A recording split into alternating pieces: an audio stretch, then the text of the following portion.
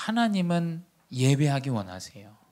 말씀을 통해서 역사하시고 말씀이 성취되어지고 말씀을 붙잡은 자를 통해서 하나님 이 복음 운동을 이뤄 나가시죠.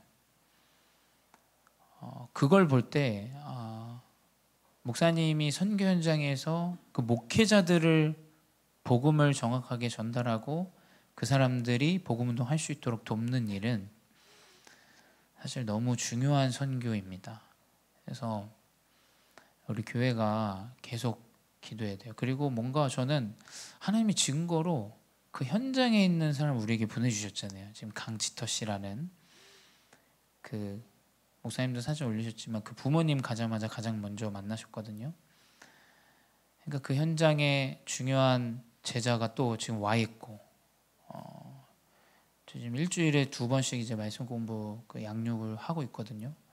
한국어 수업도 이렇게 듣고 있고, 그러니까 그 선교지에서 누군가 지금 와 있고, 지금 선교 계속 우리가 지속적으로 그 현장을 놓고 선교하는 것은 하나님 계획이 있다. 저는 그렇게 마음에 담고 지금 기도하고 있습니다. 그래서 끝까지 좀 놓고 기도해 주시기 바랍니다. 그래서 이 현장에서 복음의 언약을 붙잡고 예배하고 기도하는데 당연히 일어나는 역사는 뭐냐면 치유의 역사입니다. 치유의 역사.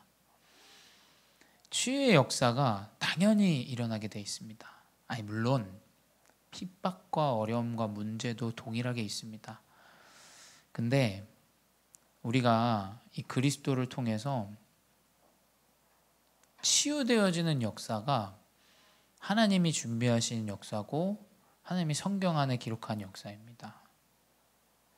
그리스도 때문에 내 생각과 마음이 바뀌고 그리스도 때문에 내 삶이 바뀌고 그리스도 때문에 내 모든 삶의 기준이 바뀌어버리는 것, 사실은 그 치유의 역사가 하나님 준비해 놓은 역사죠. 우리의 인생도 마찬가지고 나를 통하여 이 복음이 증거되어져서 내 가정과 가문, 또 사람, 주변의 영적 문제에 시달리는 사람, 다민족, 또 렘넌트 살아나는 것이 하나님이 교회에 숨겨두신, 그리고 우리 전도자에게 숨겨놓으신 역사입니다.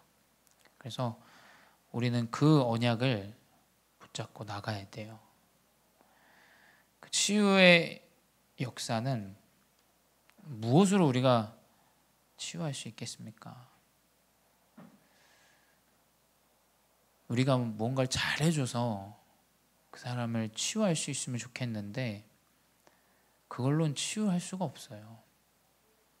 사람의 상황과 일들을 따라서 잘해줌과 못해줌의 차이는 너무나 많이 있기 때문이에요. 과연 우리가 육신적으로 어떤 도움을 준다라는 것이 과연 치유가 일어날까요? 저는 절대 불가능하다고 봅니다. 진짜 치유는 완전 그리스도 언약으로 인생이 바뀌는 거예요. 그리스도로만 치유가 사실 가능합니다. 제가 신학을 공부해서 치유가 되어진 사람은 아니에요. 저는 그렇게 얘기하기가 좀 어려워요. 그러니까 어쩌면 이 그리스도의 치유의 역사는 신학과도 좀 무관해요.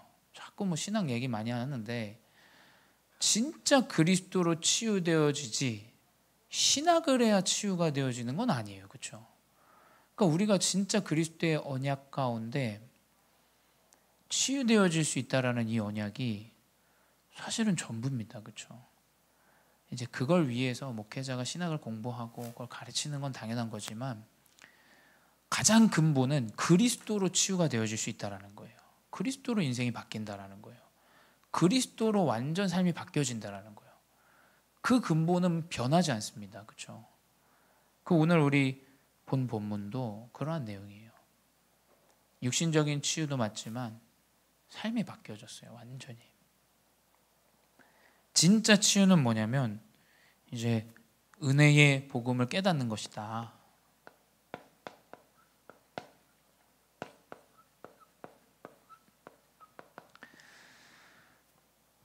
모든 인생이 육신의 것을 이야기하고 자신의 기준대로 이제 우리가 말하지만 우리가 받은 이 그리스도의 복음은 은혜다. 내가 잘해서도 내가 못해서도 아니다. 저는 증거기 때문에 얘기합니다. 우리 유석이가 오늘 이번 주에 저를 찾아왔어요. 월요일 날. 그러니까 유석이가 찾아왔는데 저는 그 친구 문제 때문에 찾아왔거든요. 근데 진짜 하나님 은혜를 많이 느꼈어요. 그걸 보면서 본인이 자꾸 예배가 안 되어지고 예배 와도 들리지 않고 하는데 진짜 영적으로 좀 힘들어지더라 이런 얘기를 저한테 해주더라고요. 근데 다시금 자기가 예배를 회복하고 말씀 공부를 해야 되고 물론 자의의 부분도 있겠지만 내 근본적으로 내가 말씀 필요하구나, 내가 다시 언약을 붙잡아야 되겠구나, 그런 이제 포럼들을 나누고 이제 함께 이제 예배를 했거든요. 월요일날. 그게 은혜다. 저는 그게 은혜인 것 같아요. 문제가 와서 영적으로 힘들다, 어렵다. 사람들은 대부분 거기에 이제 이야기하죠. 예배를 드리고 하나님 자녀인데 왜 문제가 오냐. 완전히 망해서 그리스도 붙잡는 게 진짜 은혜입니다. 저는 그게 은혜인 것 같아요. 그래서 제가 유석이 보면서 와, 이게 진짜 하나님 은혜다. 그 렘넌트 시기 때 들어간 그 언약이 다시금 하나님이 너를 이렇게 인도하시지 않냐. 그래서 걱정하지 마세요. 걱정하지 마세요. 가정에 특별히 걱정하지 않으셔도 저는 될 것 같아요. 뭐 따로 이야기 안 하는 이유는 문제가 아니라고 여기기 때문이에요. 그건 문제가 아닙니다. 하나님의 시간표 차이예요. 시간표 차이. 하나님의 은혜의 시간표 차이입니다. 얼마나 은혜됩니까? 그게 전 너무 은혜됐어요. 본인은 힘들어서 왔지만 저는 이게 진짜 하나님 은혜다. 하나님 다시 말씀 찾고 언약 붙잡고 이게 우리가 어떻게 실력으로 우리 배경으로 우리가 노력해서 지금 이게 얻은 거냐? 절대 그렇지 않다라는 거예요. 에베소서 2장 8절에 믿음은 하나님의 선물이다라고 기록돼요. 선물은 그냥 줍니다. 그렇죠? 그냥 받으면 고마워요. 좀 미안하기도 하고. 하나님으로부터 받은 그 그리스도의 언약은 너무 고마워요. 그렇죠? 감사하고. 저는 하나님이 기뻐하는 일을 하고 싶어요. 그런 마음이 들어요. 왜냐하면 내가 이것 때문에 행복해졌고 너무 큰 선물을 받았고 삶을 살아가는데 너무 어려운 상황들은 많지만 문제는 많지만 다시금 또 힘을 얻는 근본이 되는 이 선물. 그러니 내가 누리는 이거 구하고자 하는 자, 바라고자 하는 자를 전달해 줄 수밖에 없는 것은 사실 당연한 거다. 당연한. 왜냐하면 우린 거저 받았으니까. 아무리 우리가 인생이 시궁창 같다 해도 생명이 없으면 그건 인생 끝입니다. 그렇죠? 아무리 인생이 괴롭고 어려워도 하나님이 생명을 주셨으면 그거에 대한 감사를 우리가 저버릴 때 너무 많아요. 그렇죠? 우리가 은혜로 받은 것이다. 사실 그 은혜의 복음은 신앙생활의 전부다. 저는 그렇게 생각해요. 그리고 이건 모든 걸 뛰어넘는다. 모든 걸. 그렇지. 하나님 나 오늘 여기까지 인도하셨지. 문제는 많지만 하나님 그치. 하나님 때문에 내가 힘을 얻고 이렇게 하지. 그래서 우리 이상옥 권사님 항상 하는 얘기 있어요. 내가 복음 없었으면 그냥 다 죽었다고 그냥 남편이고 뭐 맨날 그 얘기하세요. 그게 진짜 은혜의 복음인 것 같아요. 저는. 내 문제 너무 많고 하지만 이 복음 아니었으면 다 죽었죠. 진짜 다 죽었죠. 그게 진짜 우리가 거저받은 하나님의 선물. 그 안에 이제 평안이 나와요.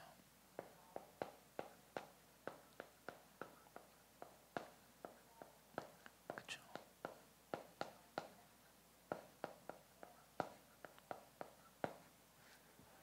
그 안에 평강이 나옵니다.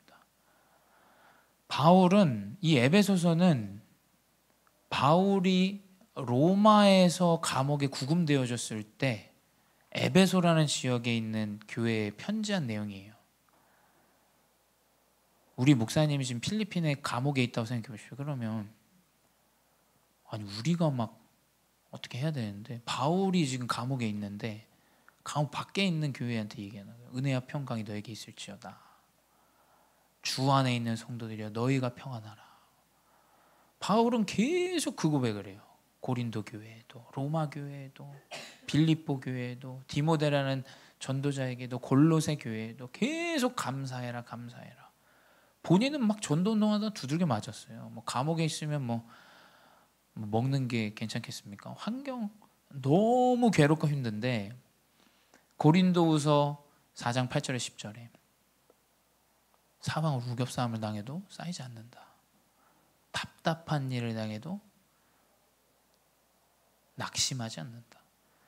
박해를 받아도 버림받지 않는다. 거꾸로 뜨림을 당해도 망하지 않는다. 그러니까 이 바울은 보이지 않는 어떤 다른 힘을 누리고 있었다는 거예요. 우리 지금 이 시대의 교회가 지금 도대체 뭘 얘기해야 됩니까? 저는 지금 이 바울이 누리는 영적인 힘 우리는 회복하고 누리고 이거 이야기해야 돼요. 그렇지 않습니까? 저 사람이 나를 잘못해줬다. 지금 그거 이야기할 때가 아니에요. 진짜 보이지 않는 힘. 바울은 감옥에 있는데 하나님이 주시는 은혜와 평강을 언약으로 붙잡으니까 바깥에 있는 사람들이 지금 위로합니다. 진짜 우리에게 회복되어져야 할 이 평강은 이 안에서 이제 영적인 힘으로 나와요. 이게 진짜 영적인 힘 아니겠습니까? 상황과 현실과 문제와 사건과 상관없이 하나님이 주시는 귀한 힘을 그 누리는 거. 그러니 어떻게 되냐? 이 축복을 전달해요.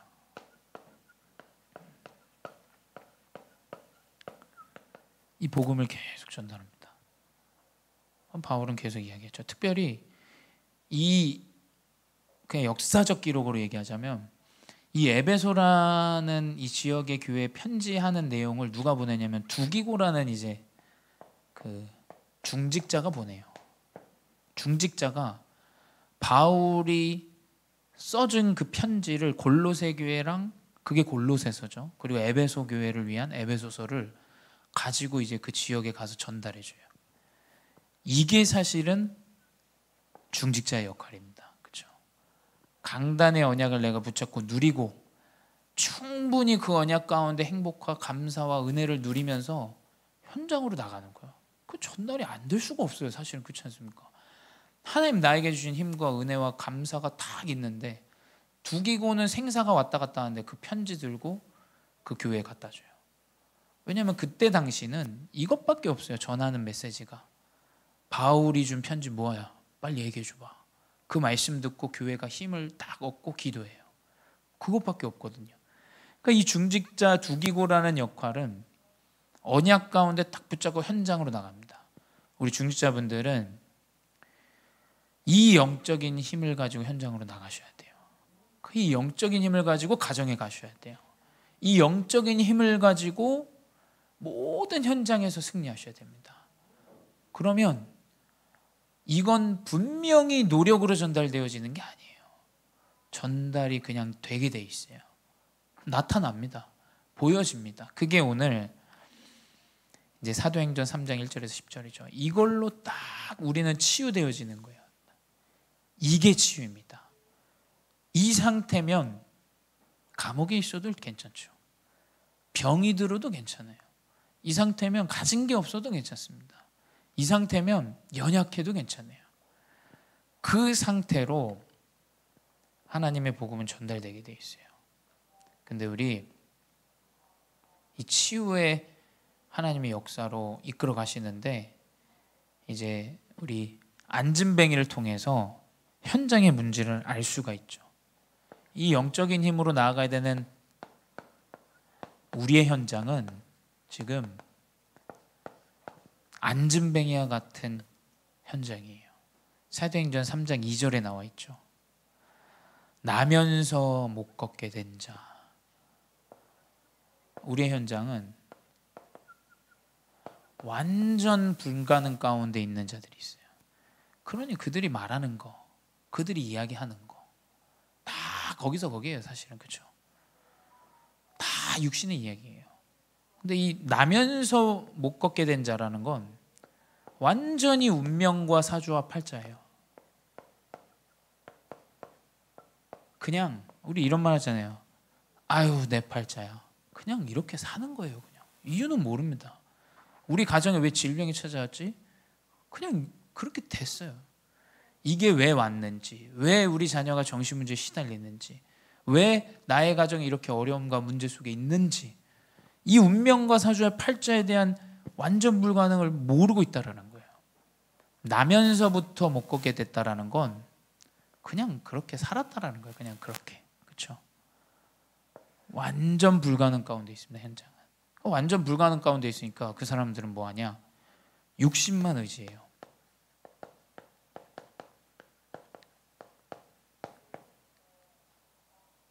사람들이 성전 미문으로 메고 옵니다. 그 기록의 3장 2절에 나와 있어요. 사람들이 메고 와요. 그러니까 온통 사람 의지하고 육신 의지예요. 그래서 영적으로 완전히 무지합니다. 그러니까 이게 왜 나의 문제가 왔고 사단이라는 존재를 모르고 하나님이라는 존재를 알지 못하니까 아무리 내가 성전에 앉아가지고 돈을 받아도 이 육신만 의지하는 거야. 사람들이 날 업어다 주면 거기 가서 구걸하고 안 업어다 주면 못하고. 근데 이상하죠. 육신을 의지하는데 육신의 문제에 빠져 있어요.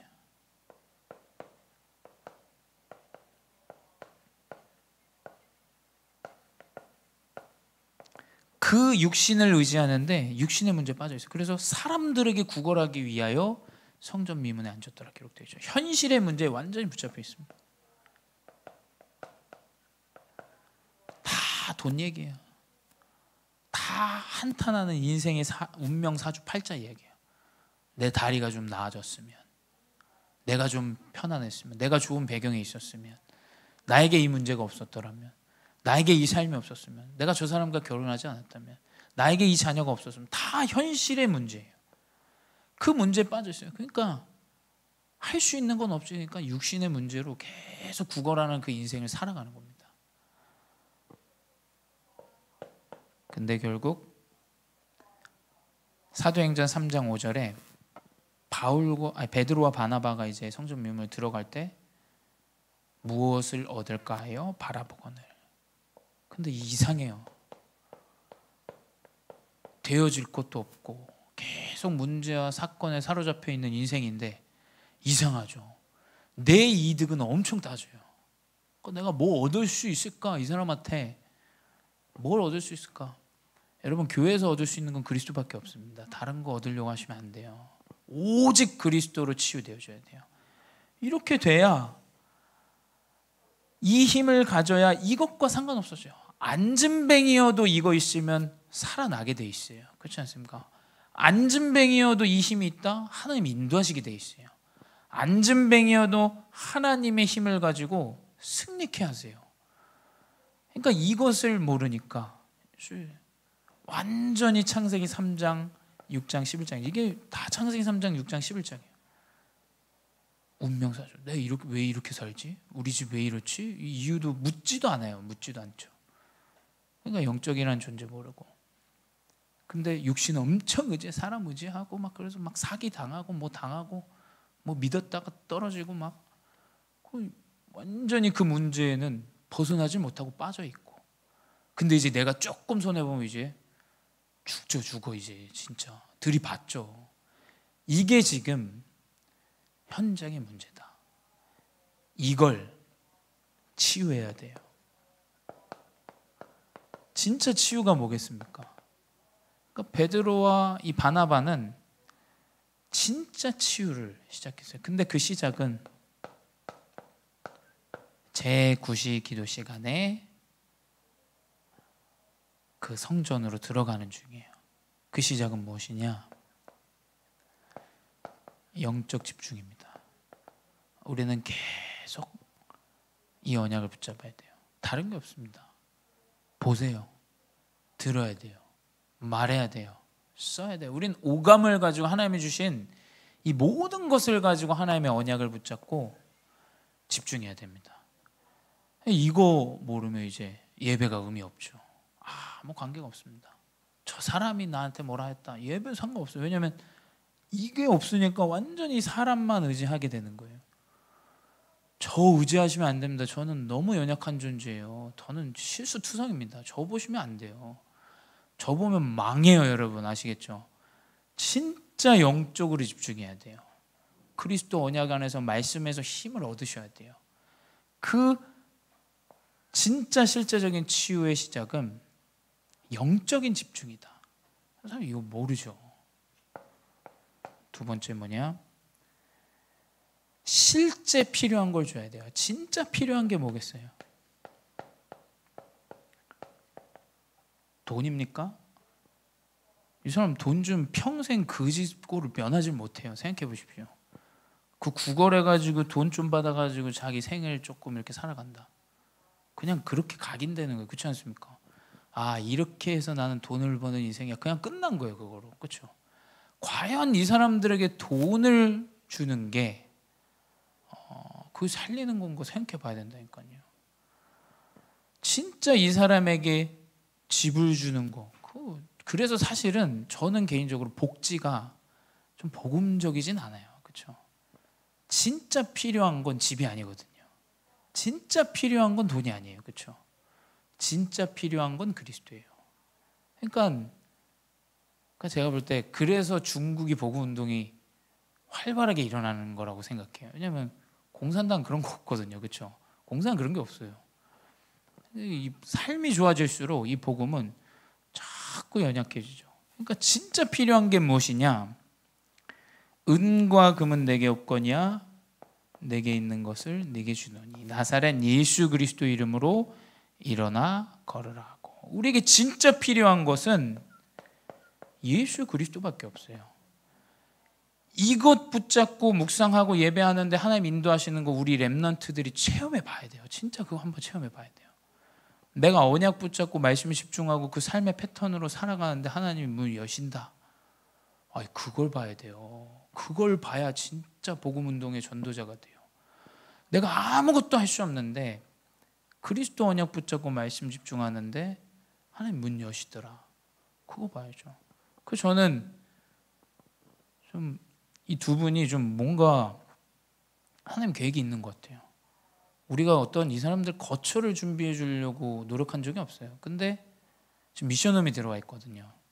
근데 이상하게 거처가 이 사람들 거처 간 다음에 또 거처가 좀 준비돼요. 저는 이런 것들이 좀 예민하게 좀 생각이 되는 것 같아요. 이 사람들이 진짜 복음을 받기 위해서 온 사람들인가? 월요일 날도 같이 미션홈 이후에 포럼 하는데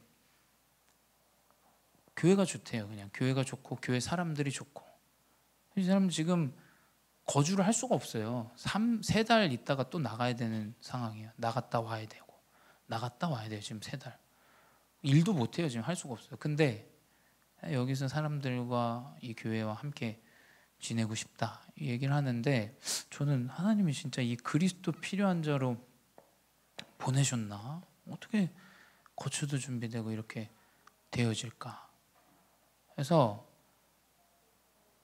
우리가 교회가 무슨 어떤 거처를 준비해 주는 데는 아니지 않습니까? 거처를 준비해 주는 데가 아니에요. 교회는 그리스도를 전달해 주는 건데 그 여정 속에 하나님이 자꾸 뭔가 필요한 걸 열어간다는 건 이 사람에게 계획이 있구나. 저는 항상 그렇게 좀 느끼게 되는 것 같아요.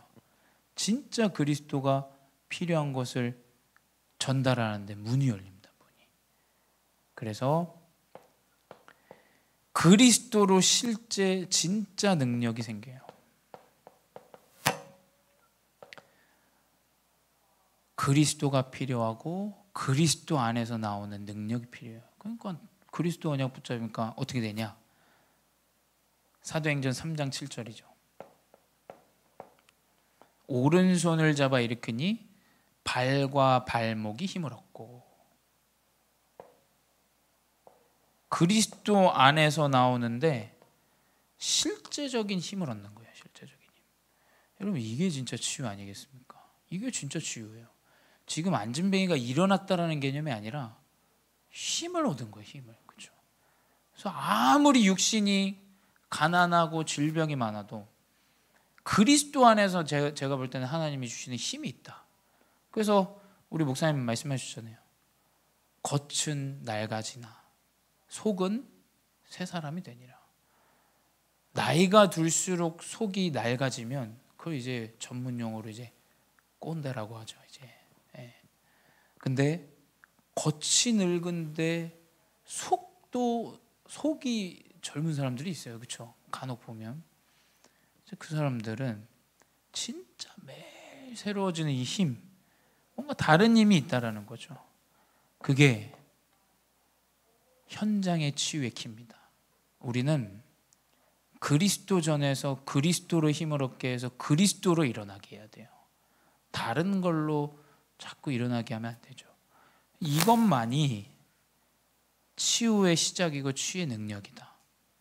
그래서 안준뱅이가 일어나가지고 밥벌이 하게 해야죠. 그게 치유 아닙니까? 계속 빌어먹게 살도록 하면 그게 어떻게 치유겠어요? 그러니 어떻게 되냐? 결국 이 치유의 역사는 살아있는 증거로 나타나요.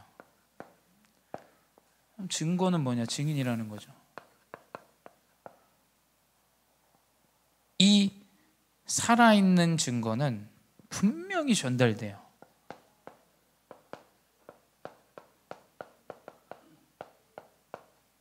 이게 어떻게 지금 사람이 막 말한 지금 증거겠어요. 사도행전 3장 8절이죠. 뛰어서서 걸으며 그들과 함께 성전으로 들어가면서 걷기도 하고 뛰기도 하며 하나님을 찬송하니. 이 지금 안준뱅이가 막 뛰는 걸 막 뛰고 찬양하고 막 난리 난 거예요. 그리스도 내가 누리고 치유되어지고 치유하는 그 복음의 운동은 말 안 해도 전달돼요.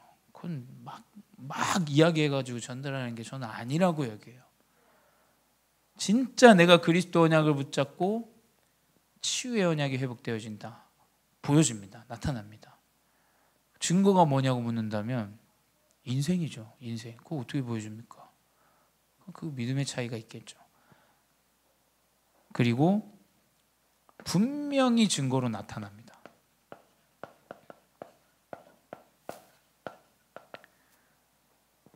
증거가 나타나면 말이 없어져요. 그렇죠? 하나님은 증인에게 주신 이 증거를 통해서 아무 말도 없게 해요. 그래서 사도행전 3장 10절에 그가 본래 성전 미문에 앉아 구걸하던 사람인 줄 알고 그에게 일어난 일로 인하여 심히 놀랍게 여기고 놀라니라. 많은 사람들이 안준뱅이가 앉아있던 놈인데 뛰고 막 돌아다니니까 이제 막 놀란 거예요. 사람들이. 아니 저 사람이 지금 안준뱅이인데 어떻게 됐지? 이 일 때문에 이제 베드로가 공회 앞에서요 재판을 받아요. 그러니까 진짜 이 산 증인 한 명 때문에 재판까지 받습니다. 그래서 이 복음은 분명히 나타납니다. 분명히 증거로 나타나요. 한번 해봐야 돼요. 우리 사실 진짜 안 했잖아요. 사실 유 목사님 말씀하신 삼원을 영적 집중, 사실 말은 하고 이야기는 하고 하지만 포럼할 때도 우리 번들어지게 하지만 우리 실제 이 삶을 누리지 않았잖아요. 우리 거짓말하지 맙시다. 저도 진짜 밤 시간 너무 놓칠 때 많아요. 그러니까 진짜 우리 이거 많이 놓쳤어요. 그리고 우리 안 되던데, 내 가정 안 되던데, 나 안 되던데, 저는 양심상 그렇게 말 못 하겠더라고요. 진짜 우리 이 집중 안에서 하나님은 이 복음이 전달되고 나타나게 하십니다. 그래서 하나님은 이 복음 운동을 계속 지속해 나가시고 제자를 세우시죠. 그래서 결론 무엇이냐? 우리는 치유 제자를 세워야 돼요. 우리가 치유 제자가 되고 그리스도로 인해서 치유 제자를 세워야 됩니다. 잘해줘서 세우는 거 아닙니다. 그래서 어떤 면에서는 막 잘해주는 것도 한 번씩은 딱 이렇게 멈춰야 돼요. 진짜 제자라고 확인해 보려면. 그래서 진짜 하나님께서 보내주신 그리스도로 치유될 제자가 있습니다. 그래서 그 현장 하나님이 이 치유의 제자를 세우게 하신다. 이 그리스도로 우리가 치유되어져서 현장의 문제 해결하고 또 현장을 치유하고 또 우리는 그 치유 전도제자로 영적인 힘을 누리는 귀한 인생 되시기 바랍니다. 기도하겠습니다. 사랑의 하나님 감사합니다. 언약의 여정 가운데 인도해 주시니 감사합니다. 오직 그리스도로 나의 인생이 회복되어지고 치유되어지는 줄 믿습니다. 주님, 예수 그리스도의 언약만이 나에게 회복되어지게 하여 주시옵소서. 그리스도의 언약에 집중하며 나아가는 인생 되게 하여 주시옵소서. 지금도 살아계신 주 예수 그리스도의 이름으로 기도드렸사옵나이다. 아멘.